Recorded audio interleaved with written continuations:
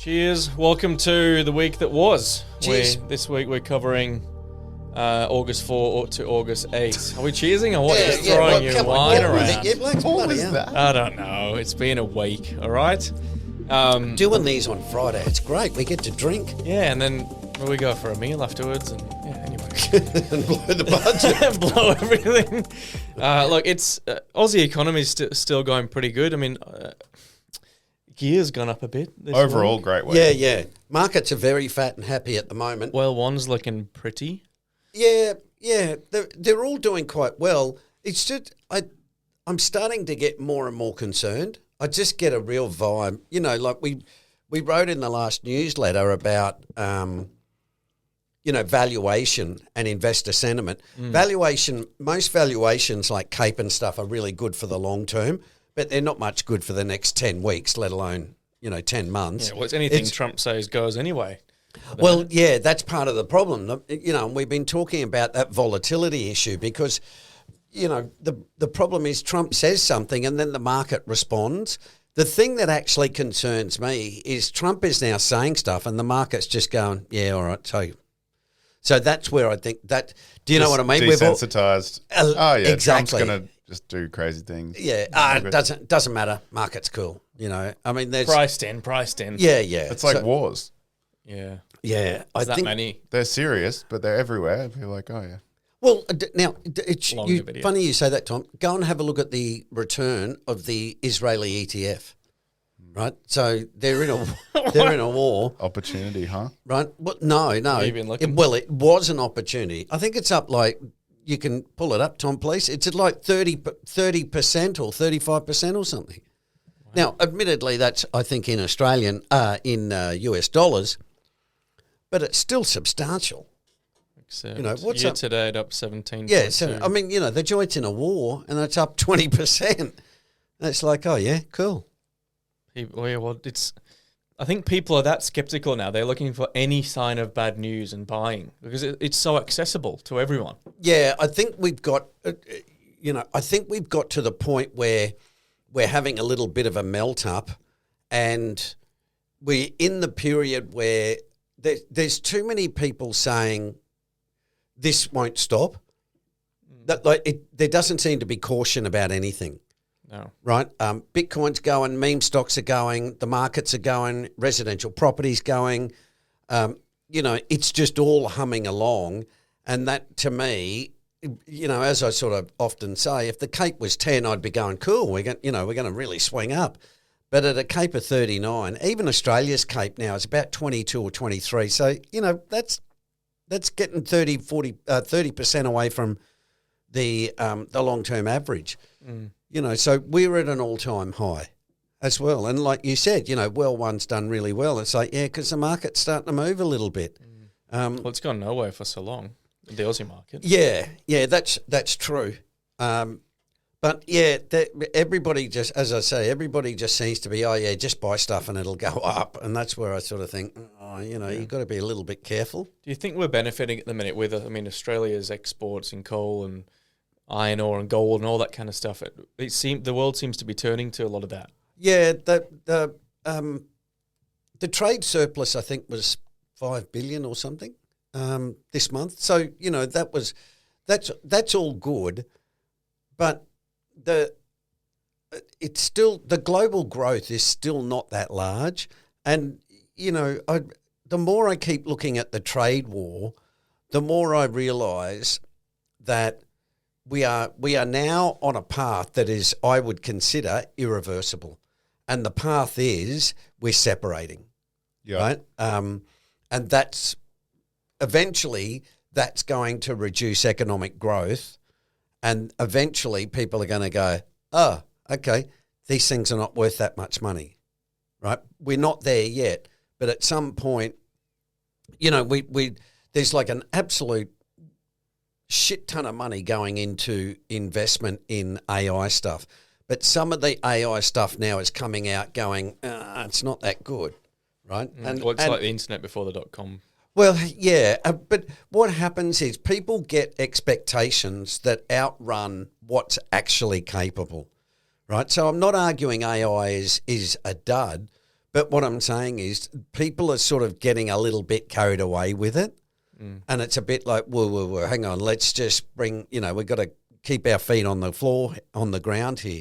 And there's a lot of people, particularly in America, right? The Americans just love pumping and hyping and, they just do that stuff. And I just keep looking at it, and they're talking about American exceptionalism and, how the markets are great and all this stuff. And when you look at it, you just sort of go, nah, it just looks like the stock market's gone crazy. Well, I mean, the growth in America, economic growth in America has been okay, and they're investing heavily into their own businesses right now. I mean, $100 billion into Apple recently, yesterday or the day before, whenever that was. Yeah. That's just one example of how they're investing. Yes, the stock market's high, which is a different conversation altogether than the economy, but I can't really see the economy slowing right now. Well, all this, surely bringing manufacturing back on shore, that's a net positive for productivity, but it's going to take a little while for I think things to fall into place.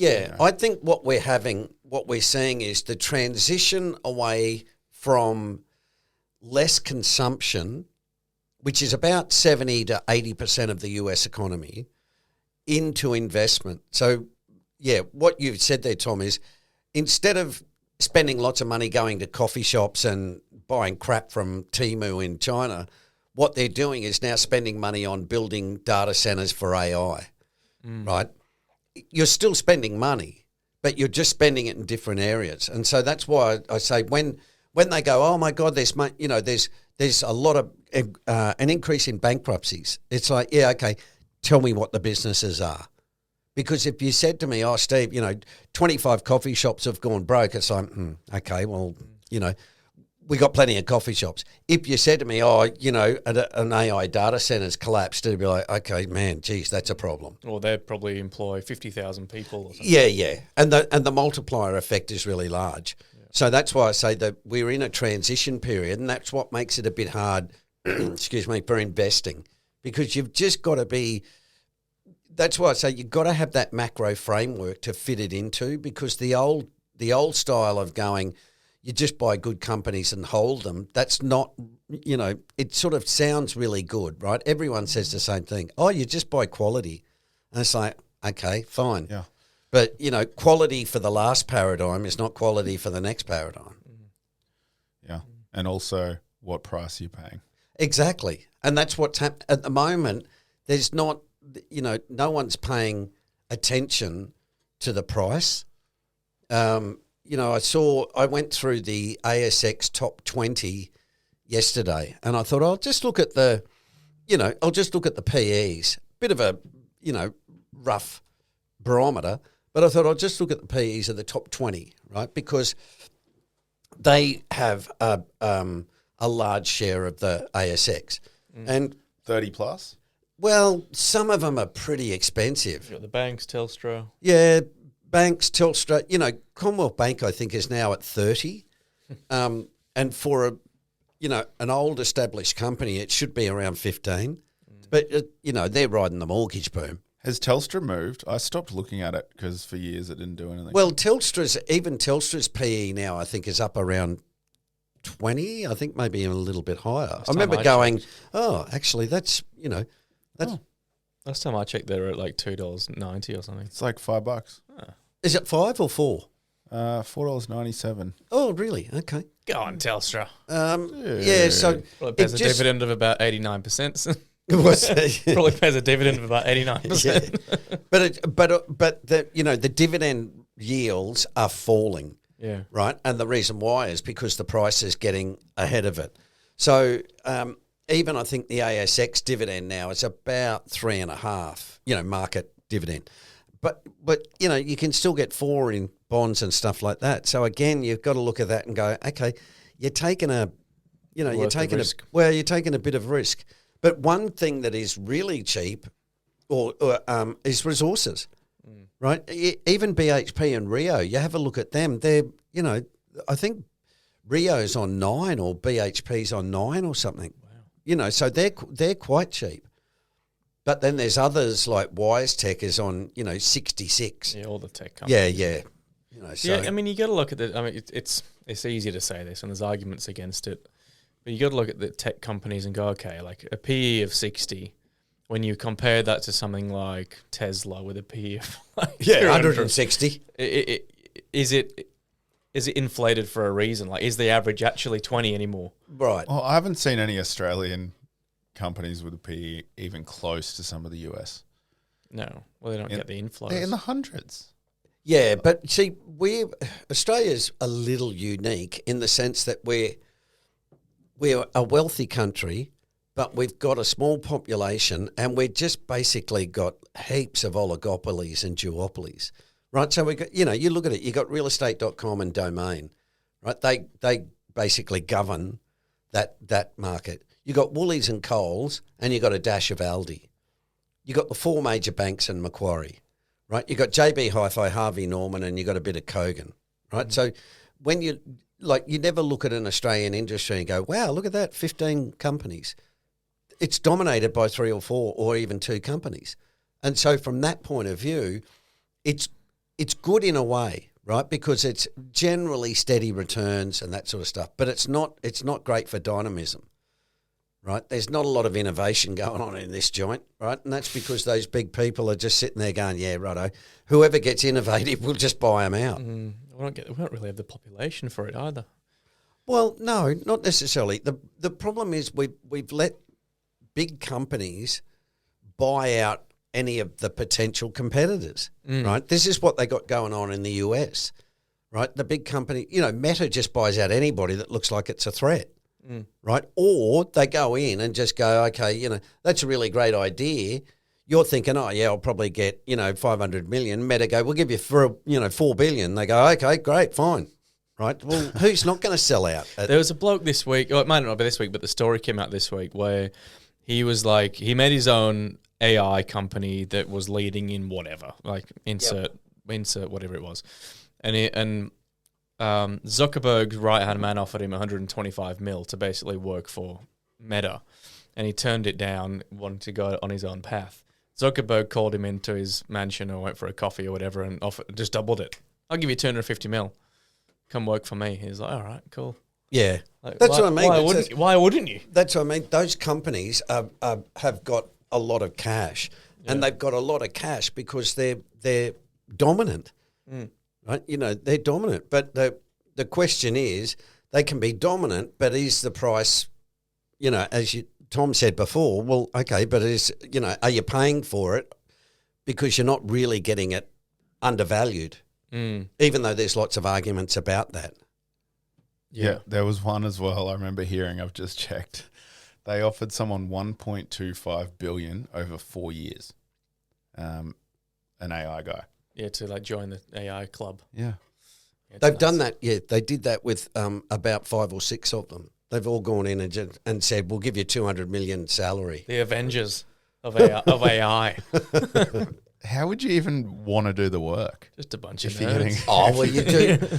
But when you get, when you get in there, it's really competitive, right? They love it. Yeah, you're working 18 hours a day, and all that stuff because it's just what drives you, right? And if you pay someone 250 million bucks, you expect them to turn up more than 9 to 5, right? Yeah, that's well, this is an interesting one. The next topic for me. So the S&P 500 10 biggest companies. There's arguments for. I mean, if you remove those, the actual CAPE or PE or whatever of the rest of the 500 companies, the 490 companies, is reasonable, which is what people are saying. Oh, if you just these are going to catch up and push the market even higher. If I'm making sense. Yep. Yeah. Yeah. Or if the bubble bursts with those ones, they drag everybody lower. Yeah. So it's worth just maybe talking about what that looks like because a lot of these people are looking at the S&P and going, "You take that out, and it's fine." Yeah, I think when you get if you just ignore that little bit, it'll look good. I think the thing is going, okay, but that's not how. Yeah. If you just exclude the cancer, actually you're quite healthy. And it's like, yeah, okay, yeah, that's one way of looking at it. When you put it that way. Yeah. But you know what I mean? So it's a bit like, yeah, okay, that doesn't really work. You know, because the other thing I'm noticing too, which I'm really concerned about, is the way people are legitimising expensive markets. And they do this every single time, right? They invent new metrics to look at, right? So in the dot-com bubble, it was all about eyeballs and clicks, right? My PE ratio is 146. Doesn't matter. You've got like heaps of clicks. And it's like, okay, but do those clicks actually mean any money? It's like, that's not what it's about, bro. It's about clicks.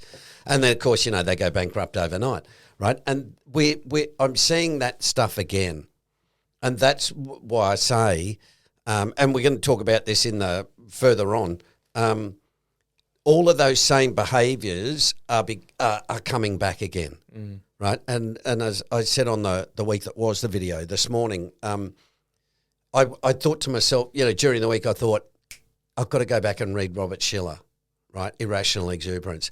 So I went back and selected chapter 6 because it's called New Era Thinking, right? And Schiller talks about the mentality and the psychology when you get the new era, right? So AI is a new era, right? We're talking about EVs and robotics and all this sort of stuff. So it always centres around technology. Right, and this is what you get, like the shiny new object. Yes. Well, what it says, Jacob, is the future will be brighter. Yep. Right. What are the gold nuggets? Yep.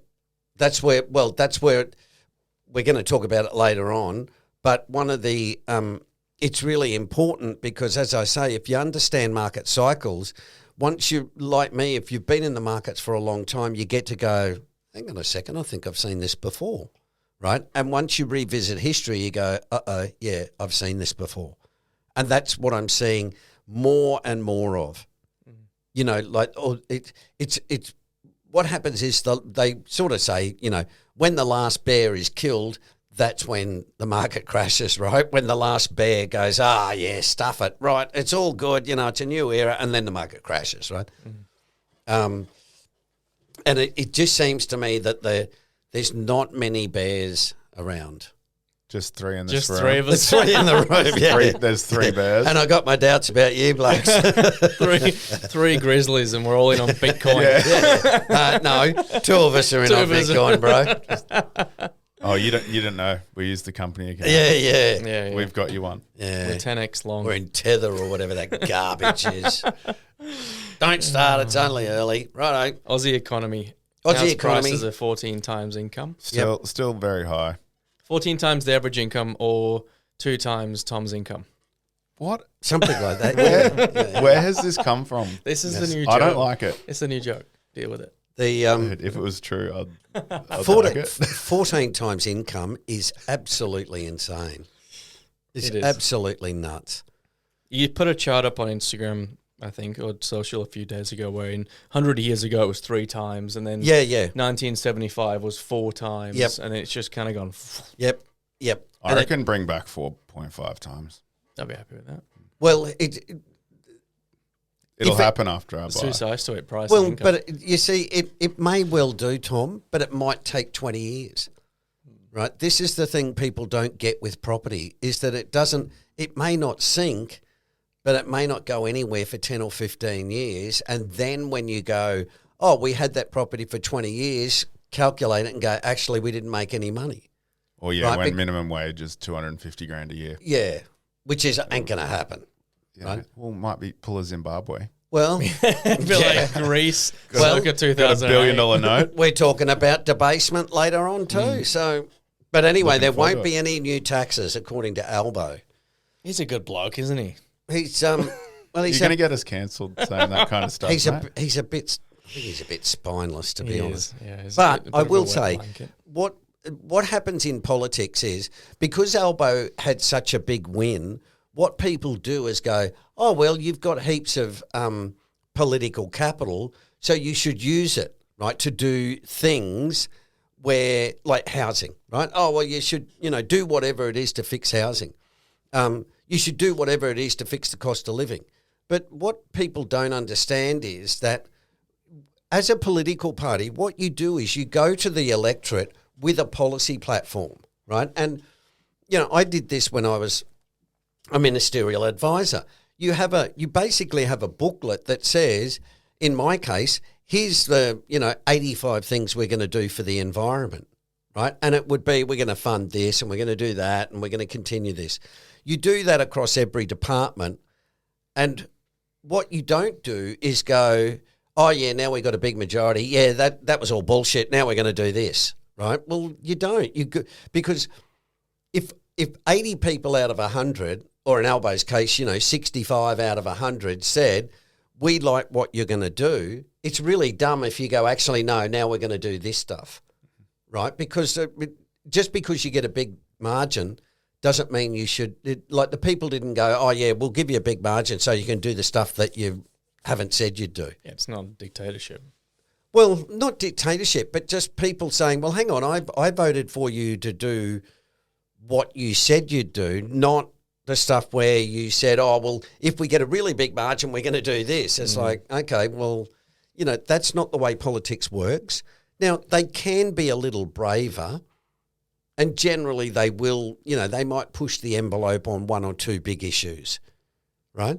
But Albo's fairly conservative.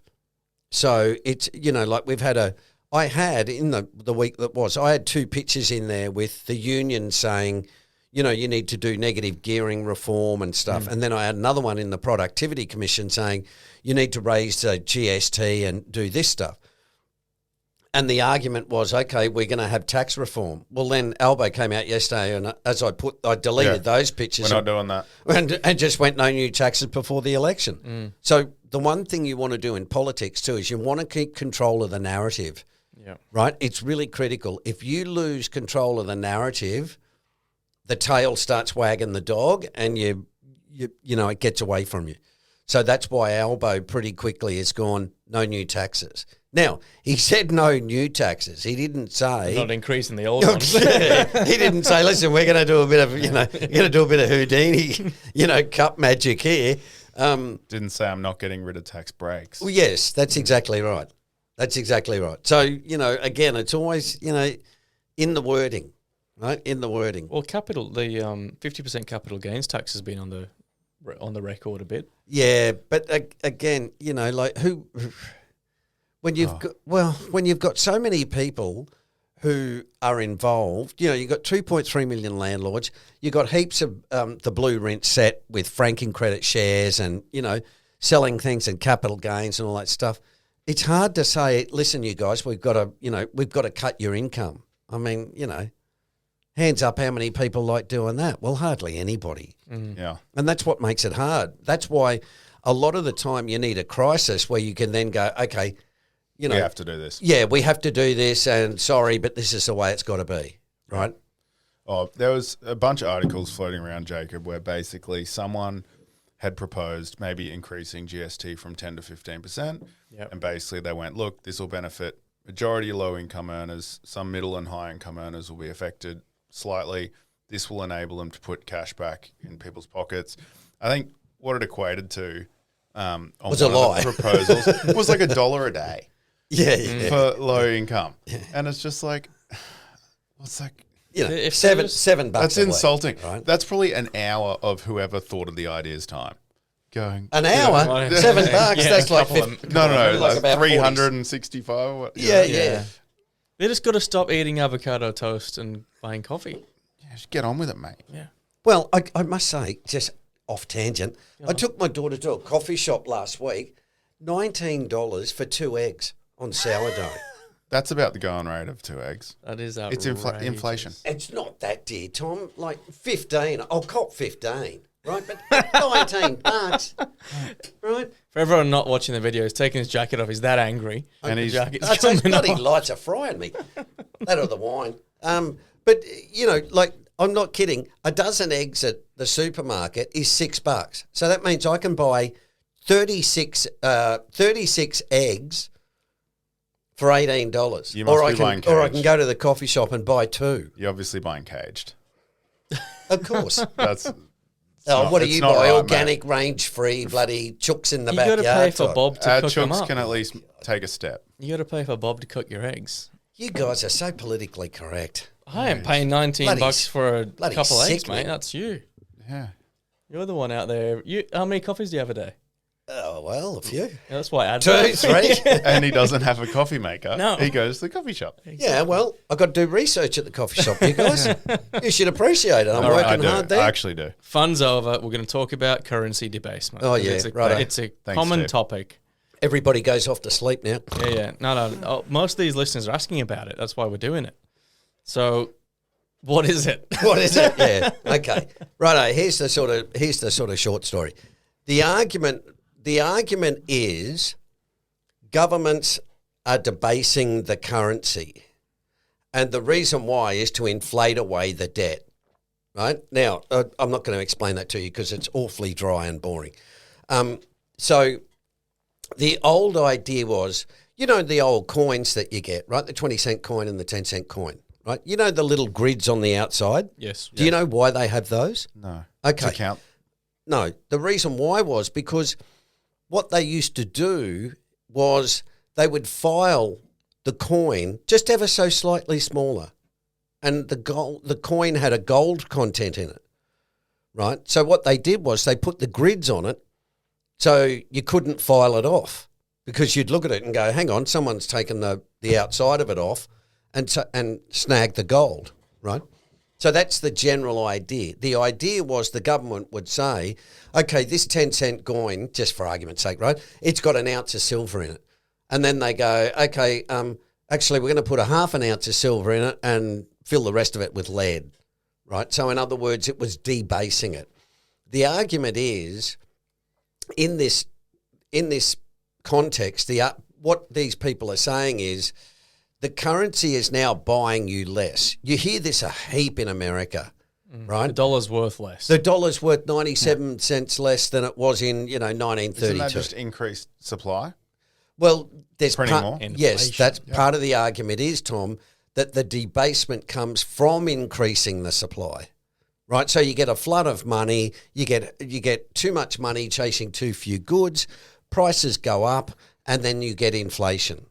Yes. Right? And then, as I say, Dorito corn chips are $4. They debase the currency. Dorito corn chips go to $4.40, but you're still getting the same amount of corn chips. So you look at it and go, well, hang on, now I'm paying more and I'm only getting the same thing, right? Which is a tragedy if you like Doritos corn chips. Yeah. Right? Now. Or eggs. Okay. Or eggs, yeah. Or China. But this is why people are saying buy gold. Yes, absolutely. Yes, because the argument is gold is an inflation hedge. Yeah. Right? Or crypto. And that's for another day. Yeah, no, stop it. Digital gold. Stop it. I was just going so well. Oh, sorry. I was just going so I'll well. shut up. I'll shut up. You Right? Okay. So, here's the other two parts. God, you blokes bloody drink fast. Here's the other two parts. Now, I thought this was a really great example, generally because it was a personal story, right? Now, when I was in 1983, I was promoted to sales in my company, right? Steve was 55 then. Yeah, I was about 106. Actually, I was only 20. Are you so sure I'll it have wasn't- you guys know I was red hot salesman. I was going to go the other way. I thought it was 4. So what they said to me was, look, we're not going to give you any money. Come on, are you paying attention? I am. Right. Someone just got me. They said, we're not going to give you a pay rise, but we'll get you a company car. Right. Yeah. And I, me being 20 going, man, I've hit the big time. I've got a company car. So they bought me a Nissan Pulsar, right? So think of it as sort of like a Toyota Corolla, right? Hey, you could take what you can get, Absolutely. right? And it had air conditioning. That's huge. Right, and it was enormous. I remember the air conditioning was an extra $1,000, and I had to really push the and be like, oh come on guys, I can't get out being a salesman, looking all hot and sweaty, right? Yeah.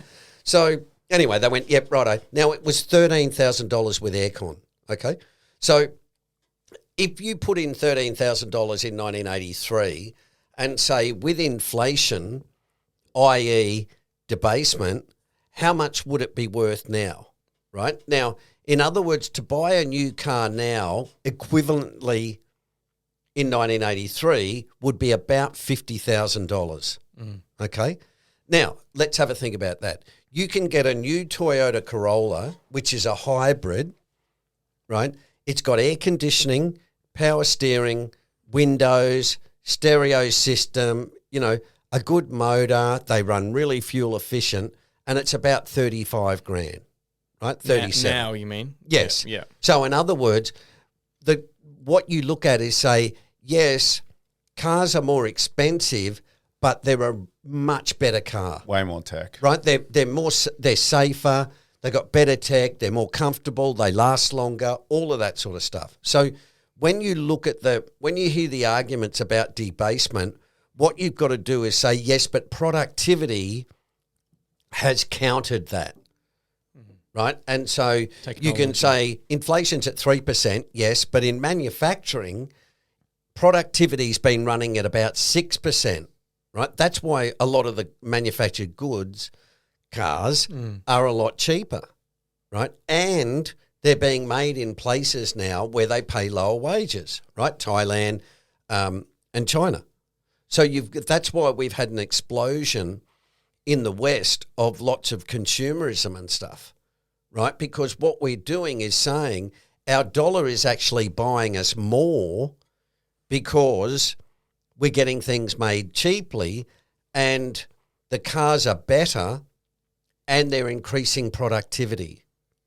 Right? So that's the one thing you don't hear about much. And basically what I'm saying, the bottom line is sort of like, listen, for most of us, life is getting better. Right. Yeah. And I can tell you, in my day, we didn't have air conditioning. Right. Only the rich people had swimming pools. Right. So it's a lot better now. Admittedly, we had a big family, but the hot water system would run out after, two of us had a bath because it was only really small. Right. There was all these things now. I mean, you look at the houses now, they've got ducted air conditioning. The materials are a lot better. Well, on that, what about the debasement conversation seems to come around when people talk about housing. So houses have become easier to build, quicker to build, better materials, cheaper materials, and arguably shitter. They're really crap out. New houses are crap is a common theme. Well, yeah. Well, how would you relate the currency debasement to that argument when house prices are 14 times income? Okay.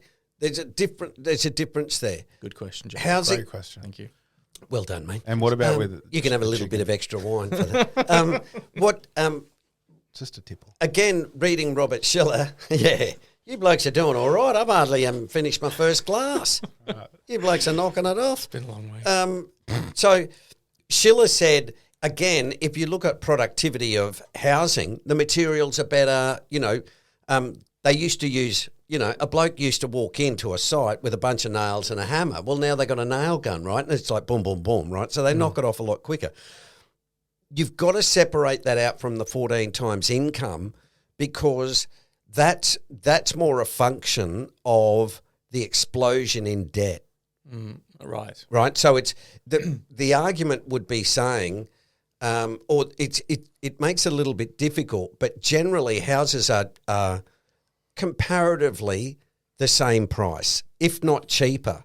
The explosion has been in the debt, which has pushed the house prices up. So it's like if you're speculating on buying a Nissan Pulsar yeah, you'd be paying more, like in the second-hand market. Yes. In COVID, for example, you're yes. paying more for a car. Exactly. Okay, so it's more about Exactly. investor psychology than it is about Exactly. debasing currency. It's not about the material costs. It's actually about the speculative element of it, where people are outbidding each other Yeah. to buy the house, and they're borrowing. Or if you're really wealthy, you're just using your cash and stuff, right? Or your collateral. Understood. That's what's going on. So I think he also asked about, does it impact company earnings or CAPE? A little bit. But it depends, again, on what the company is and are they, like I said about Doritos corn chips, right? What they've done is a lot of the food companies have said, well, the Doritos are $4 and it's a 300 gram pack, right? So what they do is they say, no, it's $4, right? But they don't tell you it's now 280 grams. Right, so in other words, they're giving you the same product, but they're not giving you as much, right? But you still look at it and go, oh, Doritos are still $4. Cool. And it's like, yeah, but there's 30% less Doritos. Yeah. Or they increase it by 20% and reduce the amount. Yes. They could do both. Double whammy. So or you can not give a shit like chocolate people and just like double the price. So is there... Talking about like Cadbury and... Evil coffee people. So is there like a final statement on the debasement piece that people are commonly getting wrong? Generally, all I'm saying is you hear a lot about debasement, but you should counterbalance that with, okay, but what's productivity, right? But the valid point is, and you just mentioned it before by saying, yeah, but housing's 14 times income. And it's like, yeah, but that's not really about debasement. That's really about just the explosion in lending, right? Got it. That's really what it's about. Interesting. All right. Sure. That's good. All right. I think let's finish on the lesson from history. New eras. You're going to give us those nuggets. Well, Chicken nuggets. Are we there yet? Are we there yet? Can I just read this quote? Speculative market expansions have often been associated with popular perceptions that the future is brighter or less uncertain than it was in the past. The term new era has periodically been used to describe these times. That's a quote from Schiller, right? And what he's saying is what we were talking about before, okay? So you've got Google search trends here. Yes. These are the charts, right? Yes. Yeah. So one way Schiller does it to see when did things start going a little bit nutty is he goes into Google Trends and types in the word, right? So I typed in artificial intelligence. As you can see, the climb has been pretty steady over about the last, what did I do? From 2020. Yeah, 5 years, right? So it's gone from 25 to now 100. So in other words, it's exploded, right? Not as sharply as large language models. Okay, now, large language models are also associated with AI, but look at the history for it. What did I make a joke there? Large language bottles. Just got me. He got me. Yeah, Sorry. Just keep drinking the wine. Too many bottles. Yeah. Large language bottles. 100 green bottles. Now, the point is, look at large language models. Nothing happens, and then in April it just explodes. Yeah. Right? Now, go and have a look at NVIDIA's share price. From around then as well. Well, April 2023, I think it is. And you will see that NVIDIA's share price nearly copies that rise. Well, Right? do you think this is based off the success NVIDIA was having? Well, no, what I'm saying is when you search the trends artificial intelligence, the other thing that, there's like large language models, right? There's artificial general intelligence, right? When you see the trend, what you see is large language models I can guarantee you 95% of people would probably go, what's a large language model, right? I'm going to search it. Now, what happens is NVIDIA's price starts rising and people start going, what do? Oh, they do chips. And what for? Oh, for AI. And what are AI? Oh, large language models. And people go, oh, what's a large language model? Oh, I better go and have a look at that, right? And so what I'm trying to show there is there's a really strong correlation between the explosion in large language models and people searching that and NVIDIA's stock price, right? Yep. And so that's why I'm saying this is really rhyming with what's went on in the dot-com bubble. Or if Google existed in the tulip era, you'd have tulips Exactly. going through the roof. Perfect. So it's just about looking at, like Schiller says that we're look for the new eras, look for the speculative shiny objects. Yes. And that tells you we're kind of at a bubble top, or we're getting a bit frothy. And he's saying, how do you find out if people are going nuts? Well, you look at the internet and go, hey, everybody's searching large language models. Yeah. That gives you an idea, right? Yeah. Cool. All right. Righto. Done. Questions? We're going to slip in a question? We've got a question. We've got a couple of comments. We're at the 40-minute mark. Well, if you're still here, thank you. Yeah. Thank you so much. And everyone who's been liking, commenting on Spotify, thank you. Yeah, the ones who argue, get lost. We don't want you. I like that. I like an argument. Anyway, no more questions. See you next week, people. Cheers, folks. Thanks. As always, remember, we don't provide financial advice.